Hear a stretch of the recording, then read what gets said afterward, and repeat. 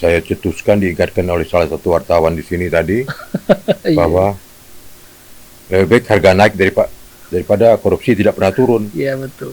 Harga Jadi, naik boleh, tapi korupsi harus turun. Jadi- Pak Jokowi bilang, Pak Antasari, berapa lama di dalam? 98 tahun Pak. Waduh, kok lama sekali ya? Kejam orang-orang itu kan. Siapa Pak yang kejam? Dia ketawa, beliau ketawa aja.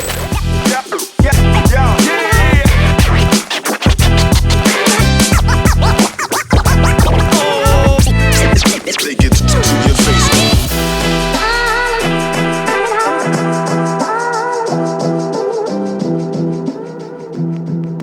Assalamualaikum warahmatullahi wabarakatuh. Selamat siang rekan-rekan pers. Kita berjumpa di edisi perdana dari program milik ntvnews.id.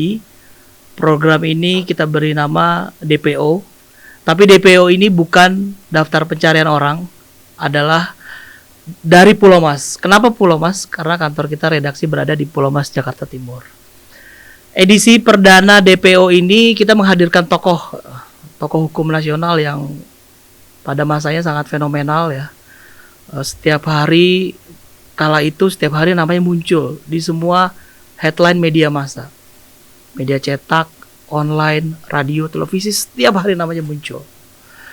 Kita sangat berterima kasih sekali beliau berkenan hadir ke studio kita di Pulau Mas, Jakarta Timur.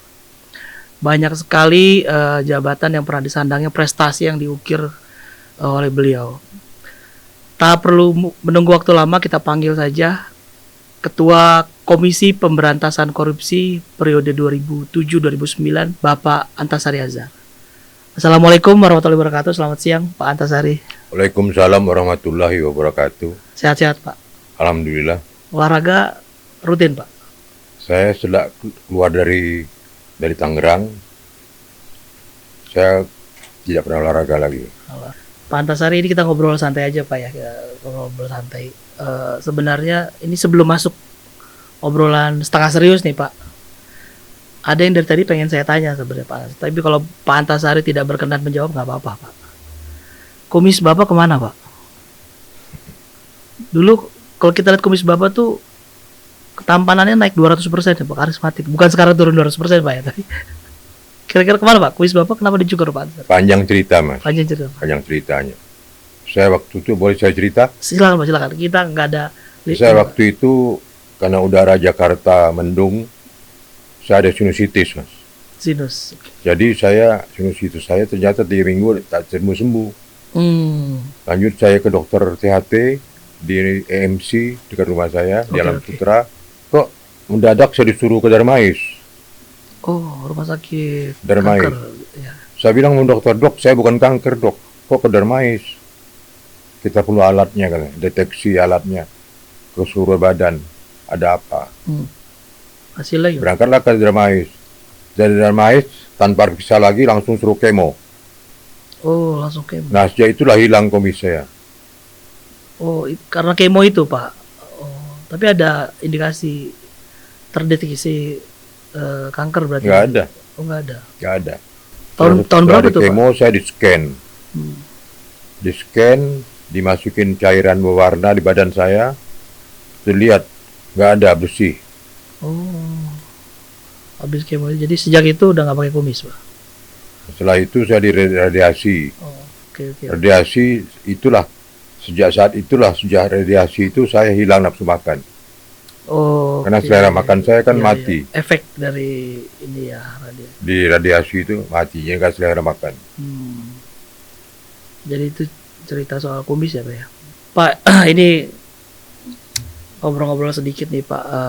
Pak Antasari ini kan tahun 2007-2009 lah Pak ya.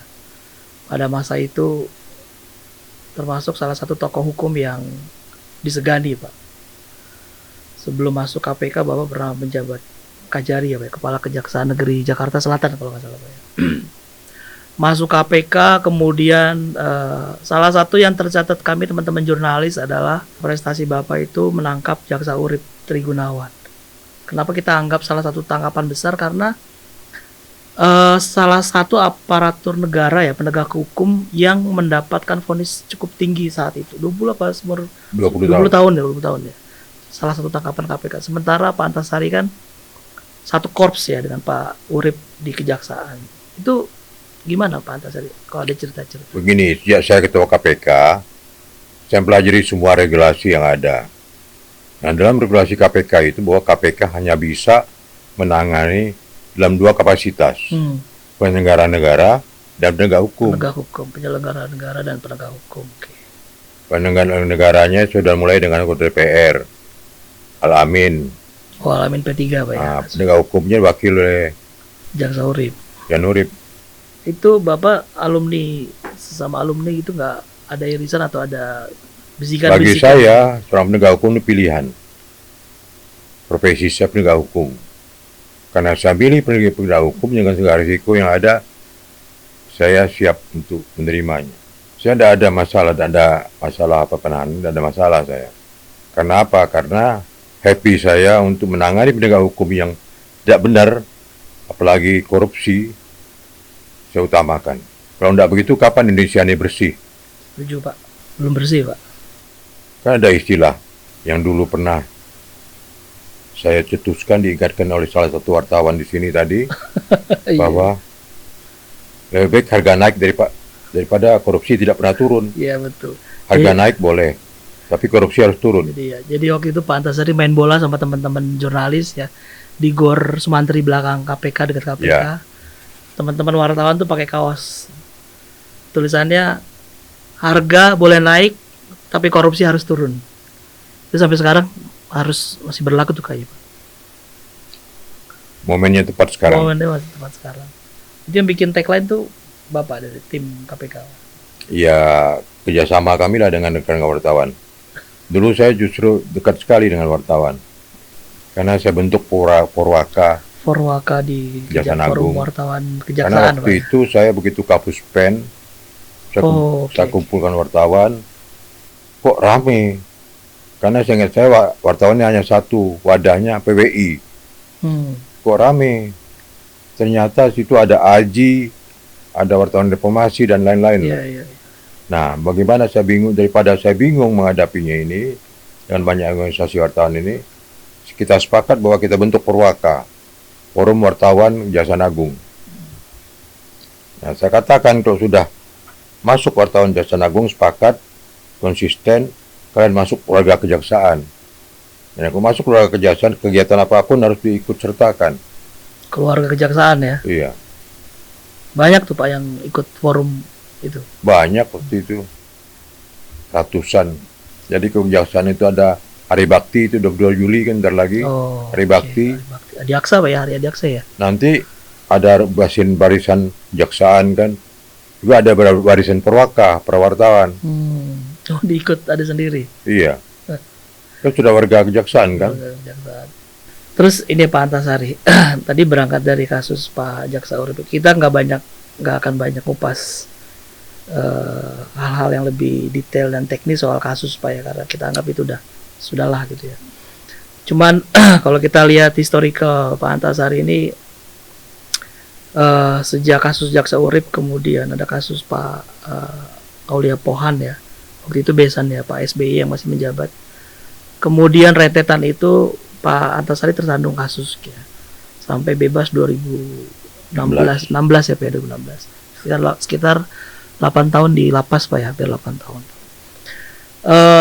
Yang saya sih penasaran Pak, bagaimana Pak Antasari melewati itu semua Pak, bisa berdiri sampai hari ini ya, duduk dan hadir di tempat kita. Pertanyaan bagus ini. Gimana, Pak? Saya suka pertanyaan ini. Terima kasih Pak.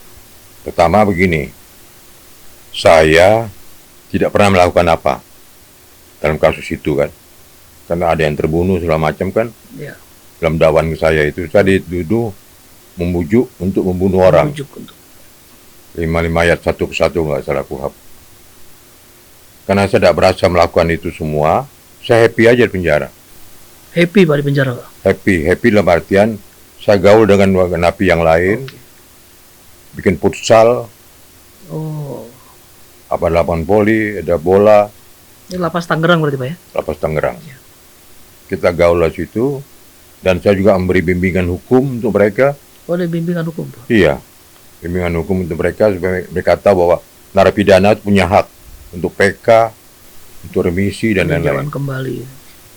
Bagaimana teman-teman warga binaan di sana ketika yang ngasih bimbingan tuh Bapak langsung Pak? Ya mereka waktu saya mau bebas mereka tidak mau. Maksudnya Bapak harus lebih lama di situ.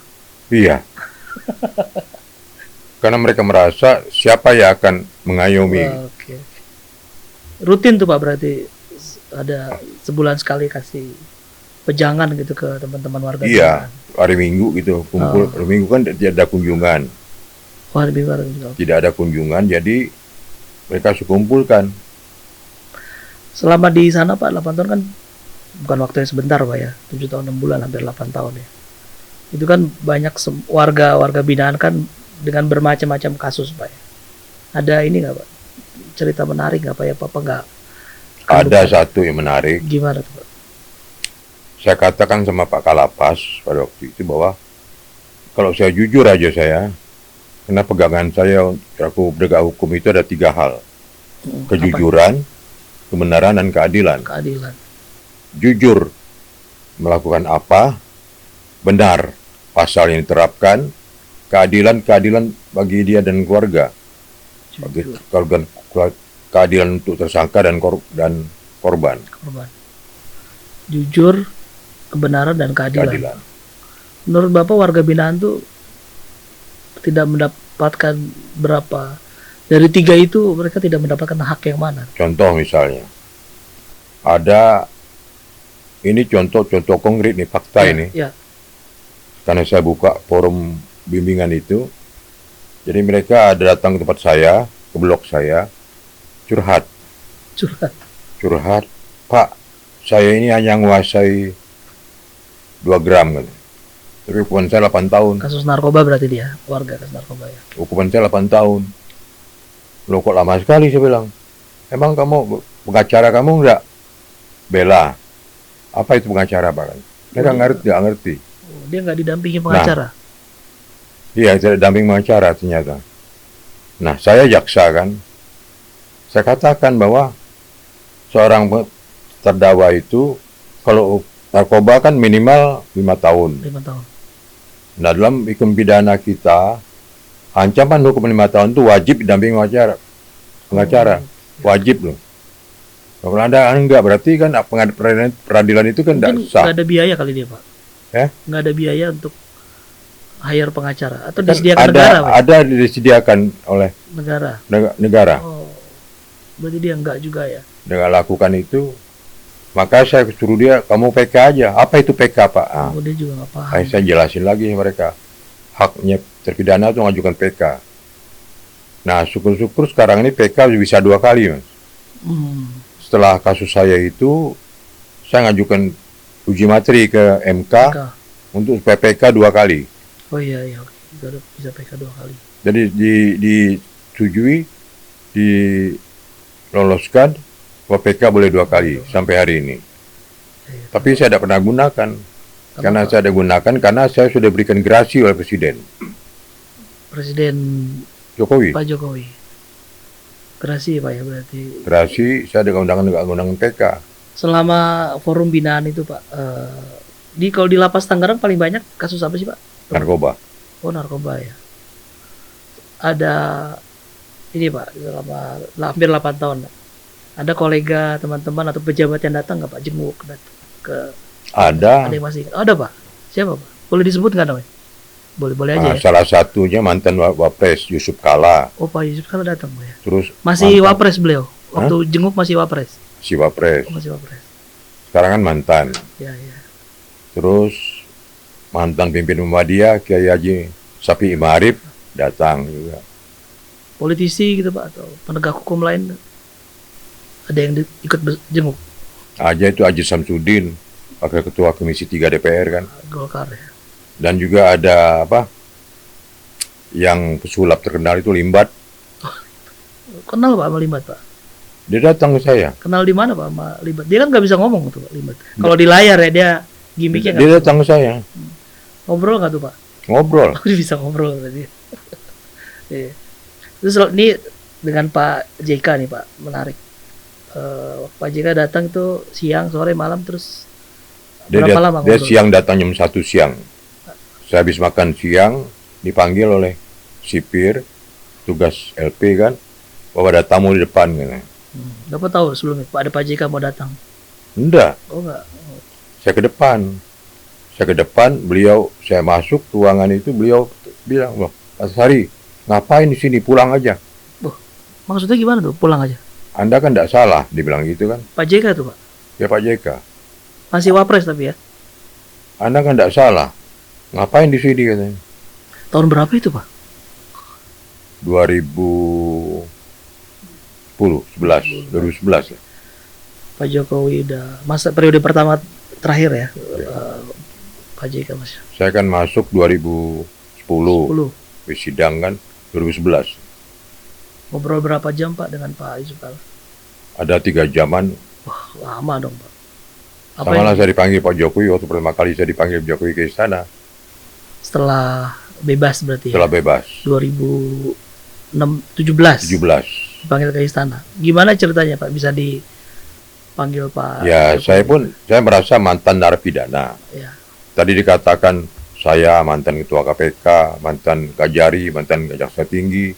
Kurang satu, Apa tuh Pak? mantan narapidana. Saya nggak berani sebut loh Pak. Enggak apa-apa, memang nyata faktanya begitu. Siap. Dan Iya. tidak semua narapidana itu benar salah. Seperti saya ceritakan tadi kan, Ya. ada juga kehilapan proses. Pak balik ke yang tadi nih. Ketemu Pak Jokowi 2017. Ceritanya gimana Pak? Habis bebas 2016. Terus setahun kemudian dihubungi suruh datang ke istana. Gimana tuh Pak? Saya sedang duduk di rumah, di teras duduk, berkopi gitu. Ngopi-ngopi ya. Tahu-tahu telepon masuk, telepon saya, HP Dari? saya. Ajudan. Ajudan manggil bahwa Bapak ditunggu presiden di istana jam 2. Curiga nggak tuh? Bener nggak tuh telepon? Jam 2, saya mikir, apa iya saya selaku napi, mantan napi kok dipanggil presiden gitu kan. Saya untuk hal itu penjelasan kebenarannya itu saya konfirmasi balik ke Mensesnek. Dan saya snack. Saya tanya, apa betul saya dipanggil? Oh betul. Rumah Anda kan di Tangerang, sekarang aja berangkat biar nggak terlambat. Langsung Langsung berarti berangkat ya? saya. Luncur ke istana Pak. Langsung meluncur ke istana. Tiba di istana, saya bertemu dengan 2 orang mantan penyidik saya. 2 orang mantan penyidik. Oke. Mantan penyidik saya. Maksudnya mantan penyidik itu ada di istana 2 orang. Dipanggil juga. Oh, Ya, dia baru keluar, saya mau masuk. papasan gitu. Ngobrol Pak. Hah? Sempat ngobrol. Enggak tegur sapa aja. Tegur apa aja. Terus Dia tuh soal tegur sapanya ini tidak saya ceritakan. siap. Masuk ke istana Pak. Ketemu Pak Masuk Jokowi. istana. Pak Jokowi bilang, Di ruangan mana Pak? Ngobrolnya itu di ruangan di mana? ruang kerjanya Pak Jokowi. Oh, di ruang kerja. Pak Jokowi bilang, Pak Antasari, berapa lama di dalam? 98 tahun Pak. Waduh, kok lama sekali ya? Kejam orang-orang itu kan. Siapa Pak yang kejam? Dia ketawa, beliau ketawa aja kan. Kejam orang-orang itu Pak. Pak Jokowi bilang gitu Pak. Kita nggak usah sebut siapa ya. Nggak sebut apa. Cuman akhirnya dia bilang, Pak Antasari, saya ini sebetulnya akan memberikan Anda gerasi. Dari nurani saya, ini kata beliau, dari nurani saya Anda tidak salah. Pak Jokowi itu Pak. Saya tiap malam renung di ruang kerja saya ini, di meja kerja saya. Anda tidak salah. Kenapa harus dipenjara? Berapa lama Pak ngobrol sama Pak Jokowi di ruang? Ada 3 jaman lah. 3 jam. Lama itu Pak. Berdua 4 mata atau ada tim yang lain? Berdua aja. Berdua, setelah 2 jam, beliau lihat meja, kok nggak ada minuman, ini ada minuman ya kan? Nggak ada minuman. Beliau bilang, Pak Antasari, kok kita nggak ada kasih minum, bentar ya. Dia keluar, ke pintu, dia panggil-panggil ajudannya. Pak Jokowi ambil sendiri air minum Bapak ya? Saya bilang, Pak Jokowi, Pak, Bapak duduk aja Pak, saya manggil ajudan Pak. Oh jangan adakan tamu, katanya. 3 jam nih ngobrolnya ngalor ngidul nih. Panjang nih pasti. Panjang cerita Pak. Kisi-kisi lah Pak. Saya jujur aja, baru berapa presiden saya pernah ketemu. Sejak Pak Harto, Pak Harto pernah ketemu Pak? pernah. Momen apa tuh Pak? Waktu itu masih pemeriksaan kejaksaan. kesehatan beliau. Bapak Waktu sebagai beliau dulu mau sidangkan di gedung pertanian itu, saya sebagai Kejari Selatan. Kajari Selatan. Pak Harto udah ya. Terus ketemu Pak Habibie, Kapan tuh Pak? Pas ya setelah Pak Habibie mulai tugas itu. Terus ketemu Bu Mega, Bu Mega juga pernah. SBY, Semua presiden Bapak sudah Jokowi kan. Gimana Pak dari semua presiden yang Bapak udah pernah temui? Itu saya katakan tadi, begitu saya nemu Jokowi tidak seperti saya nemui presiden. Kenapa Pak? Orangnya humble, merakyat lah gitu kan. Dari 3 jam ngobrol itu Pak ya. Iya, Ada ini nggak Pak? Ada pesan atau apa saat khusus yang disampaikan Pak Jokowi buat Bapak gitu? Sabar apa gitu? Atau gimana Pak? Ada. sampai dikatakan bahwa Pak Antasari jangan takut, 8 tahun nanti terbayar kembali katanya. Terbayar? Saya bilang terbayang bagaimana Pak? Saya bilang, Iya, iya. Saya mau tanya juga itu Pak. terbayar apanya Pak? Ya kan Anda akan di penjara 8 tahun.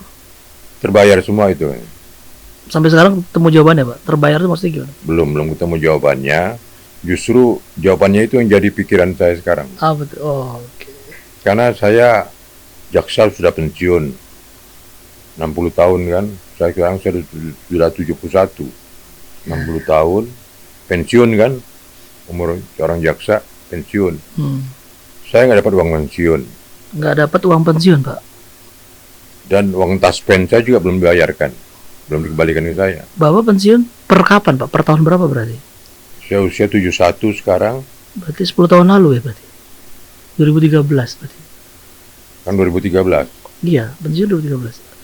Berarti ada 10 tahun ini nggak cair-cair uang pensiun, taspen segala macam.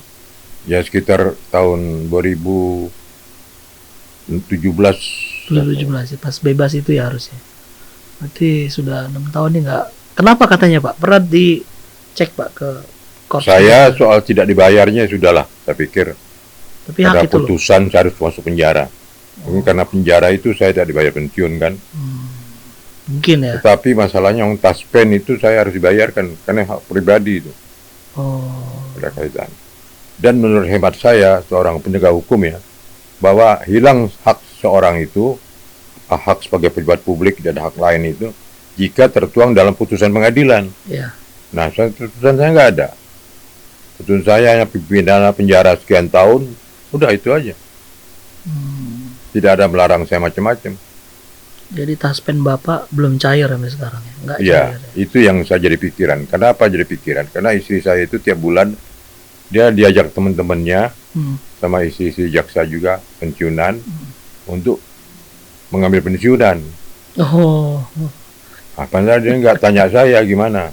Bilang sabar aja dulu lah. iya, iya, iya. Mudah-mudahan ntar lagi dibayarkan orang bilang gitu. Pernah tanya ini nggak sih Pak? Soal taspen ini pernah tanya ke siapa gitu? Soal lembaga terkait kenapa nggak cair? Belum pernah. Belum pernah. Saya diam aja. Karena menurut saya khusus untuk teman-teman di kejaksaan, sekarang mereka tahu kalau saya sudah di luar. Ya mestinya mereka otomatis merespon itu dong. Ya, ya. Kalau ada dapat misal antar ke saya berapa tabungan saya taspen saya. Nanti mudah-mudahan kalau ada yang nonton konten ini Pak bisa Itu segera harapan cair. saya. Ya, tadi habis ketemu Pak Jokowi nih Pak ya, 3 jam.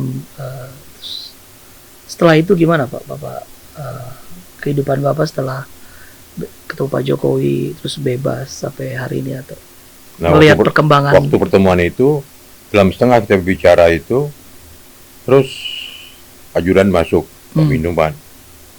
Dibilang sama ajudannya bahwa tolong panggil Mensesnek kan. SST waktu itu siapa ya? Pratik. Pratikno ya, masih Pak Pratik ya. Pratik masuk, duduk depan kita. Bertiga nih, Jadi saya, Jokowi, Pak Pratik. Pak Jokowi tanya, Mas Pratik, coba lihat, masih bisa nggak Pak Antasari ini? Maksudnya apa nih Pak? Masih bisa Nggak, saya nggak ngerti juga tuh, masih bisa nggak Pak Masuk. Antasari ini? tim kali ya, kabinet atau dan lembaga? Terus Pak Pratik tanya saya, Pak Antasari umur berapa? Saya bilang 63, waktu itu Pak, 63. Oh masih bisa Pak, gitu. Berarti Pak Antasari bantu saya ya katanya gitu. Bantu apa Pak? Beliau ketawa aja, begitu aja beliau. Habis itu ada tawaran posisi belum. Tapi Pak Antasari lihat sekarang lembaga-lembaga hukum atau minimal KPK lah Pak. Lembaga KPK sekarang yang Bapak lihat nih, kayak gimana Pak menurut Pak Antasari? Masih ngikutin perkembangan ya Pak? Begini, sangat mengikuti saya. Karena kan lembaga kan pernah saya pimpin. Ya. Jadi kalau saya mindai bagaimana kinerjanya kan tidak etis, tidak elok lah. Ya. Itu saya. Tapi minimal saya secara pribadi pernah berkomunikasi dengan seorang pemimpin situ yang mengatakan bahwa Anda jangan di ruangan aja, saya bilang. Jangan sibuk kerja ruangan aja, turun dong ke bawah. Ini boleh disebut nggak namanya, Pak? Jangan di ruangan aja, turun dong ke bawah. Setelah diskusi surat, kira jam 10, jam 11, turun ke bawah. Giliran aja. Dulu saya giliran. Langsung cek di bawah ya. Orang cek bagian pencegahan, Ya. bagian penindakan, dan bagian pengaduan masyarakat dan lain-lain. Cek. Dari situ kita cek, briefing, dialog, kita tahu apa masalah mereka. Langsung tahu dari bawah. Bottom up ya kasusnya. Iya. Jangan dibiarkan aja mereka bekerja begitu tanpa ada pengawasan. Ini salah satu kasus KPK yang lagi jadi atensi kita, Pak ya. Ada beberapa sih. Terakhir itu kasusnya pimpinannya Wakil Ketua KPK Pak Nurul Gufron ya. Setelah kasus dugaan pelanggaran etik, dia melaporkan balik Dewan Pengawas KPK ke Barreskrim. Ini agak ramai ini. Terus ada lagi kasus kemarin sempat ada dugaan pungli di KPK gitu ya. Ada juga kasus terkait dengan Menteri Pertanian SEL gitu, dengan pimpinan KPK saat itu. Pak Antasari melihatnya bagaimana, Pak? Kegaduhan KPK sekarang ini, Pak Antasari melihatnya seperti apa, Pak? Begini ya, pada teman-teman KPK yang nonton mungkin acara ini, Ya. saya pertama mohon maaf kalau hal ini bukan maksud saya untuk menyinggung Ya. gimana kerja mereka, tapi minimal mengingatkan bahwa antara KPK dan staf itu ada terjalin hubungan yang harmonis lah. Sebaiknya ya. Ya sebaiknya, Ya, oke. hubungan yang baik. Karena dulu saya ingat waktu sama si ketua KPK, saya ingin sekali bahwa ada semacam kejelasan tentang pegawai KPK ini, bahwa Status maksudnya. kejelasan bahwa KPK ini punya pensiunan gitu loh. Oh, Pegawai KPK kalau dia berhenti, kalau dia memang Ada. masanya habis, umurnya ada pensiun gitu. seperti yang lain lah ya. Kemudian hasil diskusinya dengan belum ada. Sekarang gimana, Pak? Kalau sistem Ya perkembangan itu Kepegawaian. kan saya terus masalah itu kan hilang sudah. Pak Antasari melihat KPK yang sekarang, Pak, dengan kasus-kasus yang ada sekarang lebih baik atau menurut Bapak nih, Pak, ya, mungkin ini subjektif lah, takaran Bapak sendiri. KPK yang sekarang lebih baik atau seperti apa, Pak? Ya kalau saya menilai sih mereka lebih baik kepada saya. Kalau saya menilai ya, tidak mau menyinggung orang lain ya. Ya. Apalagi muka aib orang lain saya nggak mau. Mereka lebih baik daripada saya gitu aja. Walaupun ada penilaian bahwa saya lebih baik daripada mereka, ya itu pendapat orang. Silakan aja.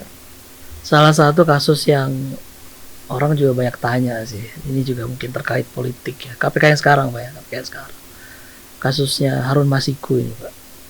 Dia juga kan kebetulan DPO ya, DPO dalam arti sebenarnya ya, daftar pencarian orang. Pak Antasari melihatnya seperti apa, Pak? Sebegitu susahnya KPK dulu, mantan bendahara Demokrat ya Pak Nazarudin bisa dibawa dari Bogota tuh ke sini. Ya saya pikir yang sekarang juga bisa sebetulnya. Sebetulnya bisa ya.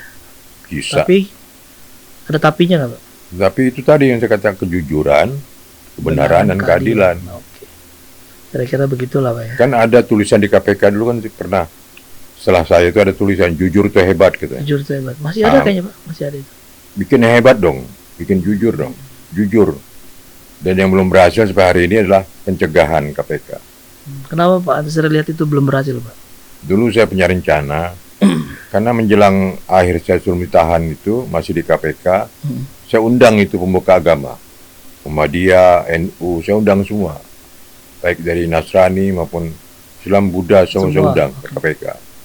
Apa maksud saya bahwa mereka berikan berikan ceramah kepada umatnya bahwa mengambil barang orang itu dosa, Ini apalagi korupsi. Hasilnya gimana, Pak? Ada impact-nya nggak dari ngumpulin pemuka agama? Pemuka agama aja nggak didengar berarti? Ya itu ternyata makin hari makin ada aja, makin ada korupsi, makin ada orang tidak tahu dengan dosa kan. Ini korupsi makin banyak atau makin banyak yang diketahui, Pak? Tadinya kan nggak ada nih, nggak ketahuan. Padahal mungkin jumlahnya sama ya, orang-orangnya sama. Tapi karena ada KPK, yang diketahui, yang ditangkap makin banyak, jadi ketahuan. Atau gimana? Sebenarnya gimana sih, Pak? Nah itulah kelebihannya, Mbak. Bagaimana kita melihat perundang-undangan, regulasi yang ada. Kalau saya melihat seluruh penegak hukum, melihat regulasi itu adalah di mana celah pelaku kejahatan atau pelaku korupsi itu akan dimanfaatkan kan. Celahnya di mana. Tapi untuk mereka mungkin di mana celah untuk korupsi. Harus tahu aja ya kalau orang. Jadi ada rencana saya, maksud saya rencana saya kan saya bukan siapa lagi sekarang. Jadi Bapak suka gitu. maksud saya ada rencana, ada keinginan saya Ah, akan ada harmonisasi perundang-undangan itu. apa nih, Pak? Harmonisasi artinya kalau ada perundang-undangan itu Apa dengan dengan- undang-undang korupsi Dengan dilihat di mana celah. oh, Kalau celahnya ada tutup dong. ya ya. Butuh waktu panjang ini, Pak. Soal mencari Memang. celah. Memang untuk panjang, pemikiran banyak, lelah. Memang untuk baik itu lelah. Untuk baik itu lelah. Menarik, Pak. Untuk baik itu lelah. Seperti tadi kan kita katakan bahwa harga naik. Harga boleh naik, Harga boleh naik, korupsi harus turun. korupsi harus turun. Tadi Pak Antasari bilang soal ini masih soal KPK, Pak ya. Bahwa ada 2 poin yang bisa di ranahnya KPK, penyelenggara negara dan penegak Penegak hukum. hukum. Kita lihat sekarang kan, kalau zamannya Bapak kan jaksa korupsi tadi kita udah singgung ya, penegak hukum ya ikut ditangkap 20 tahun bahkan. Sekarang gimana, Pak? Kita lihat kayaknya nggak banyak penegak Nggak ada hukum, malah. atau memang nggak ada, atau memang bersih, atau memang nggak ketahuan, atau gimana, Pak? KPK nggak ada taringnya atau gimana, Pak? Kita katakan bersih ya gimana ya? Saya tidak berani katakan itu bersih. Keinginan belum ada. Keinginan dari KPK-nya berarti. Kejujuran dari KPK-nya, kejaksaannya, polisiannya, Ini KPK-nya kurang galak atau memang koordinasi. Zaman saya dulu ada koordinasi antara KPK, kepolisian, polisi dan kejaksaan. rutin tuh, Pak ya, ada. Rutin kita lakukan itu. Dan dari situ kita saling serap informasi kan, banyak hal yang kita kerjakan. Meski saat itu juga akhirnya ada jaksa yang ditangkapkan. Nah, sekarang koordinasi itu jalan nggak, Pak, setelah Bapak? Saya nggak tahu itu. Saya belum cek lagi apakah jalan. Dan siapa saya mau cek kan begitu kan? Kan dari dulu waktu saya lakukan itu ada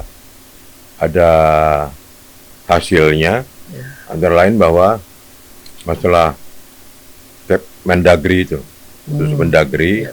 tentang upah pungut. Kan 5% dari hasil pajak yang diterima itu dipungut, itu dibayarkan kepada pemungut. Ini ada cerita menarik, waktu itu saya sedang wawancara di Gedung Pena Surabaya. Gedung Pena Surabaya, sebentar saya pulang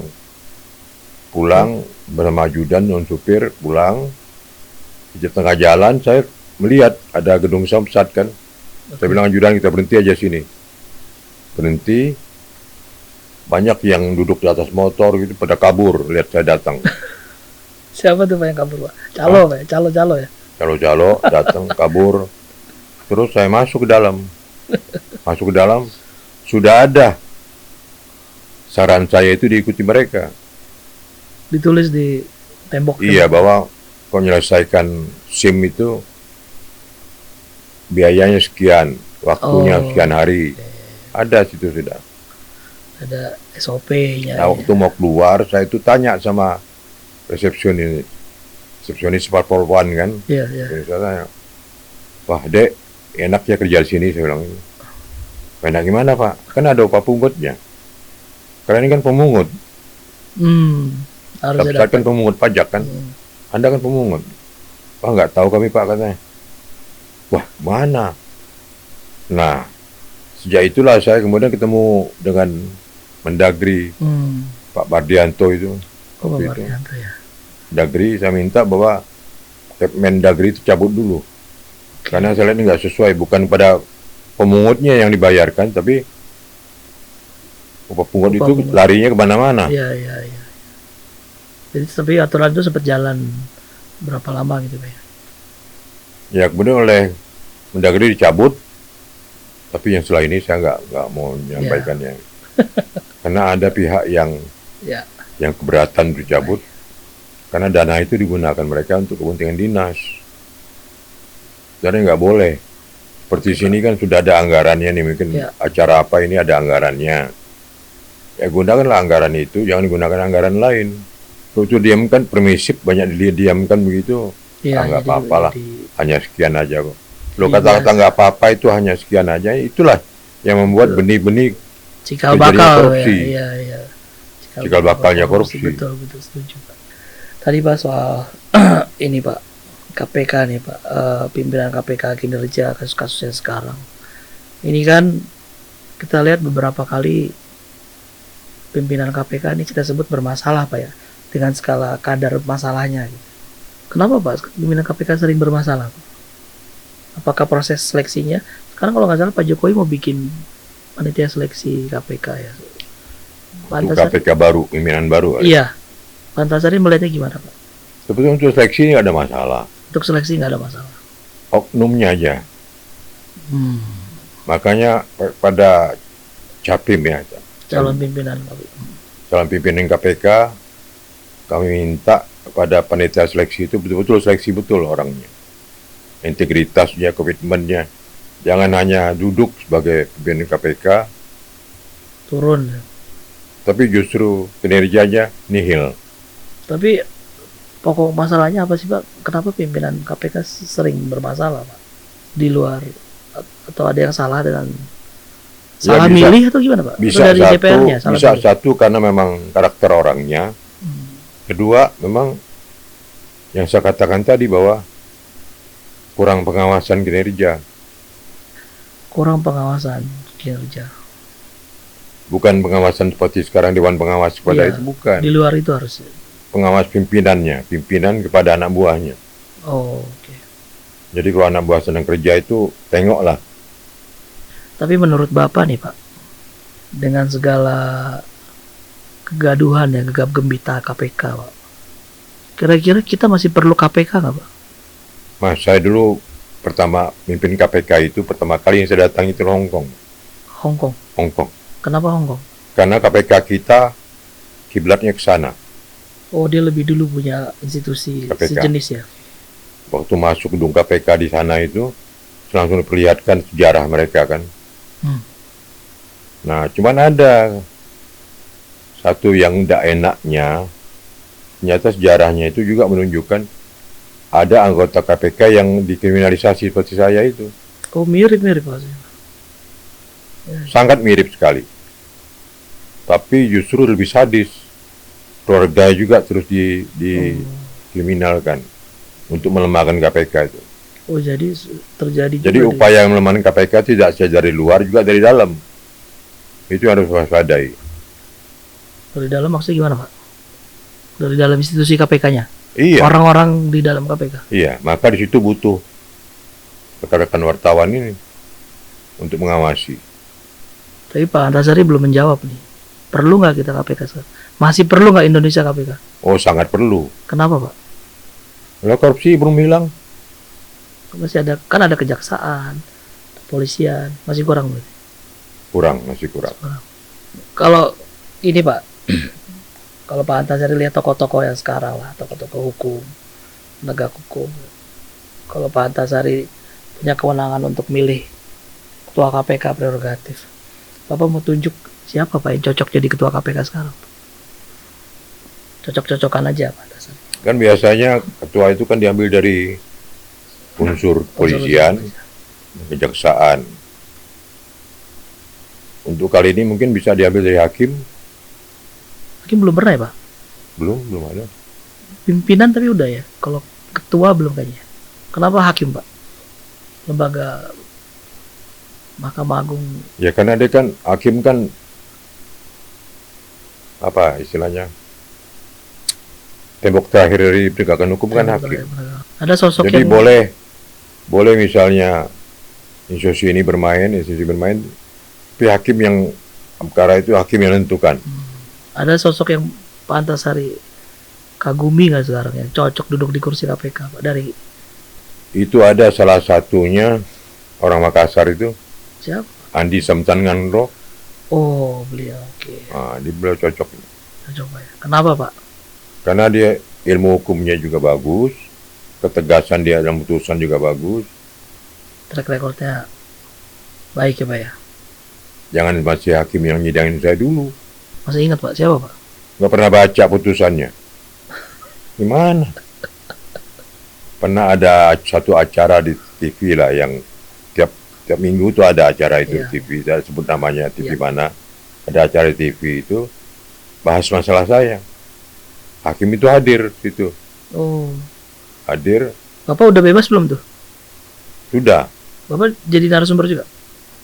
Narasumber saya, lawyer saya.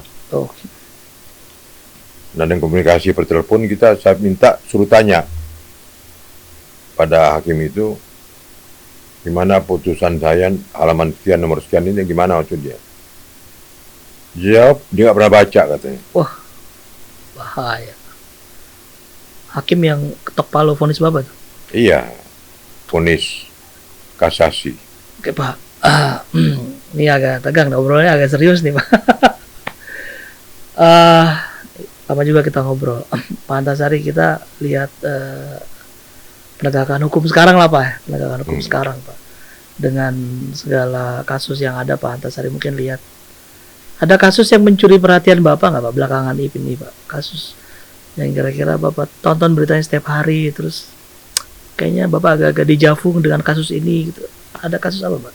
Ada ini sekarang ini, Kasus apa, Pak? terutama untuk ibu-ibu ini, kasus Vina itu. Vina, kasus Cirebon ini. Ah, Kenapa Pak Antasari? karena hampir mirip dengan masalah saya dulu, Di mana, Pak, kemiripannya? kesaksiannya. Para saksi itu saksi yang diciptakan. Saksi yang diciptakan. Rekayasa maksudnya, Pak? Iya. Dugaan Saksi rekayasa yang ya? diciptakan yang hanya untuk menghukum orang. Berarti saksi palsu nih, Pak? Bisa dikatakan seperti itu, bisa dikatakan rekayasa. Saya juga dari berita TV yang saya tahu. Iya, iya. Jadi kasus Vina Cirebon ini lagi meledak memang, Pak. Hari ini persis nih.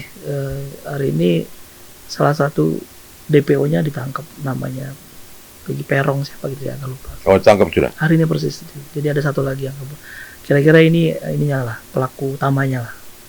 Tinggal 2 orang lagi ya. Iya, tinggal 2 orang. Pak Antasari update nih. Ditangkap setelah kasus ini jadi difilmkan dan viral, kasus ini muncul lagi ke publik. Kalau nggak viral, nggak ini. Dalam kasus saya dulu, kan ada eksekutor. Ada eksekutor kan? Saya dituduh membujuk eksekutor itu. Eksekutor yang melakukan ini dengan Iya, DPO. eksekutor. Saya dituduh membujuk eksekutor itu untuk membunuh orang gitu kan. Loh, saya ketemu eksekutor aja nggak pernah. Bagaimana saya dituduh membujuk bunuh orang? Iya, emang ada kata-kata membujuk sih Pak di itu ya. Ah. Ternyata mereka itu dipaksa untuk menyebut nama saya. Jadi mereka pulang kampungnya setelah peristiwa terjadi, belum kasus belum muncul. Ke pulang kampungnya, pulang ke Jakarta lagi, diikuti. Di kampung diikuti, ada yang ikuti. Yang ikuti sampai Jakarta, dimasukin ke suatu penginapan daerah Cawang.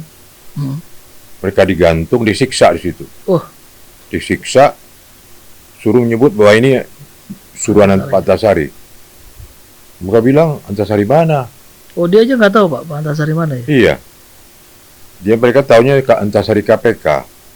Iya. Jadi Itu ada di persidangan dimuat, tapi tidak diindahkan oleh majelis hakim.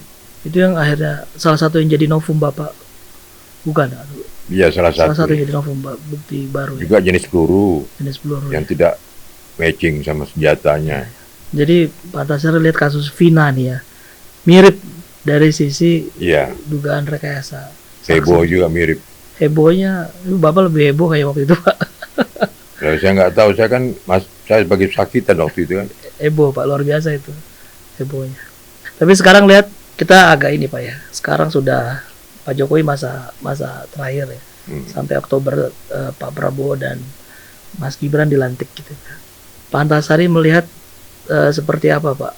Ya kalau Bapak kasih pendapat soal Pak Prabowo lah nanti setelah Oktober, kira-kira visi misi Pak Prabowo selama dikampanyekan masa-masa itu, Pak Antasari melihatnya seperti apa Pak? Ini Dari sisi masuk hukum. masalah politik ini. Tipis-tipis lah Pak. Dari sisi hukum aja. Komitmen Pak Prabowo itu Saya pikir ada kesamaan yang disampaikan Pak Prabowo ke publik bahwa dia perlu orang yang konsisten dan berintegritas yang ada pada beliau. Berintegritas dan konsisten. integritas dan konsisten. Pernah ngobrol dengan Pak Prabowo Pak? Nah, itu tahun 2000-an lah. 2000. Itu momen apa tuh Pak? Pak Antasari masih di Jaksaan berarti ya? KPK udah. Udah di KPK ya? Udah pernah ketemu Pak Prabowo. Sekarang, Momennya itu momen di pesta lah gitu. Ketemu gitu. berarti udah kenal lama Pak ya? Ngobrol sebentar. Sekarang gimana Pak? Pernah dihubungi untuk siap-siap nih masuk tim kabinet gitu. Gimana Pak? Ada yang hubungi ya? Kali aja mungkin Pak Antasari. Saya bilang kurang elok lah saya cerita itu di sini ya. Oh berarti ada nih. Hah? Ada nih. Jangan begitu nyimpulkannya. Sama juga saya dipaksa tuh untuk jawab. Enggak Pak. Tapi lihat Pak Prabowo ke depan kepemimpinan ini, seberapa optimis Pak Antasari melihat Dengan dasar konsisten dan integritas integritas itu saya optimis akan berhasil. akan berhasil ya. Apalagi memang orang-orang pilihan beliau itu yang sama juga konsisten dan optimis integritas. Ya. Karena Jadi, berintegritas pasti jujur kan, ya. pasti berpikir keadilan. Ini Pak, ini mungkin agak-agak terakhir dikit nih Pak Antasari ya. Ya.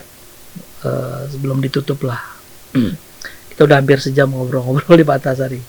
Ada yang mau Pak Antasari sampaikan nggak kepada publik ya, soal apa ya, penegakan hukum atau soal lain atau Kepada publik yang terhormat, bahwa sekarang kan di era medsos ini kan ya ada istilah netizen itu. betul. Saya justru salut ya, bahwa perlu itu jangan hanya di atas kertas saja, bergerak untuk mengawasi perilaku penegak hukum. Mengawasi perilaku penegak hukum. Iya. Karena ada satu hal yang perlu diawasi adalah begini, cara mengawasinya begini. Ada satu perkara korupsi misalnya. Saya tentu nggak tensi ke korupsi ya. Ya, ya. Ada perkara korupsi. Katakanlah korupsi menjual audio ini misalnya. Ya, Nah sekarang barang buktinya apa? Barang buktinya 2 gelas air putih Iya. sini. Terus audionya 2 jadi barang bukti. Nah jangan sampai berhenti situ aja. Jangan berhenti pada penyitaan itu aja. Lihat di berkas perkaranya di sidang. Barang bukti ini masuk gak dalam berkas? ya, ya, dibiarkan. Karena ada ketentuan. Kalau barang bukti ini tidak masuk dalam berkas, maka hakim tidak bisa memutus. Makanya awasi ya. Jangan sampai nanti 2 audio ini, 2 gelas air putih ini barang bukti. Cuma masuk berkas 1 audio dan 1 gelas. Harus Nah, masuk. 1 audio, 1 gelas lagi kemana? Ya, ya. Dijual oleh Pak Ismoko kan? Nah, itu tidak dikehendaki. Itu ada terjadi seperti itu. Jadi harus benar-benar diplototin nih kita Pelototi, diikuti. kasus-kasus korupsi. Jangan sampai hanya penyitaan aja. Oh, telah disita rumah ini, mobil ini. Iya. Kita puas saja. Jangan. Itu kita dipuaskan bahwa seolah-olah perkaranya berhasil. Padahal justru itu mulai daripada kejahatan baru terjadi. Maksudnya gimana Pak? Ya, setelah disita, kita jangan biarkan berhenti mengawasi. Udah sita berkas perkaranya mau sidang, liatin lagi. Iya. Kita pantau terus sampai persidangan. Kan di ya. berkas perkara itu kan paling depan itu keterangan saksi. Terus ada seluruh semua ada kesimpulannya pelanggar pasal berapa gitu. Terus belakang sekali ada daftar tersangka, daftar barang bukti, itu dilihat. Dan nanti setelah putusan ditanya barang itu kemana. Kalau sudah lelang uangnya berapa? Jadi harapan Bapak nih Pak, penegakan hukum ke depan di era nantilah kepemimpinan nasional baru Pak Prabowo. Harapan Bapak untuk penegakan hukum seperti apa Pak? Ya harus ada jera lah para koruptor. Efek jerah maksudnya. Yang calon-calon koruptor baru ini para jera. Misalnya, saya punya mimpi Apa tuh Pak? korupsi. Hmm, Korupsi berapa dia? 5 miliar. Paling rendah 5 tahun. 1 miliar boleh 5 tahun. 5 tahun. 5 miliar ke atas 10 tahun. 10 miliar ke atas 20 tahun. Di atas 10 miliar 15 miliar ke atas lagi seumur hidup. Seumur hidup. Nah, aku sudah T mati. Kayak Korupsi di 1 T misalnya mati. seperti di Cina Pak ya. Loh, kenapa kita takut hukum mati? Memang ada aturan dan ada ketentuannya kok. Kenapa kita takut Pak menurut Pak Antasari? Lalu itu pertanyaan saya, kenapa sih takut? Apa Pak hambatannya kira-kira di sini? Hukuman mati diatur. Itu tadi komitmen, konsistensi kan, terus integritas. Ya, selama pilihan profesi penegak hukum, ya harus siap nanggung risikonya, Betul. risiko penjara sekalipun. Berarti Pak Antasari termasuk setuju korupsi dihukum mati ya, koruptor dihukum mati ya. Iya, Setuju Pak. ya supaya ada kejaraan lah, Betul betul. dan supaya korupsi ini turun gitu. Harga boleh naik sebentar aja, tapi korupsi turun. Nanti dipakai lagi tuh kaosnya Pak. Harga boleh naik, korupsi harus turun. Pak Antasari terima kasih banyak. Kita udah hampir 1 jam ngobrol-ngobrol ya Pak Antasari. Makasih karena meluangkan waktu ke program perdana kami DPO dari Pulau Mas. Mudah-mudahan Pak Antasari sehat terus, atas ujangannya kepada kami juga. Baik, rekan-rekan pers, cukup di sini bincang-bincang kita edisi perdana program DPO dari Pulau Mas. Selamat sore, wassalamualaikum warahmatullahi wabarakatuh. Waalaikumsalam warahmatullahi wabarakatuh.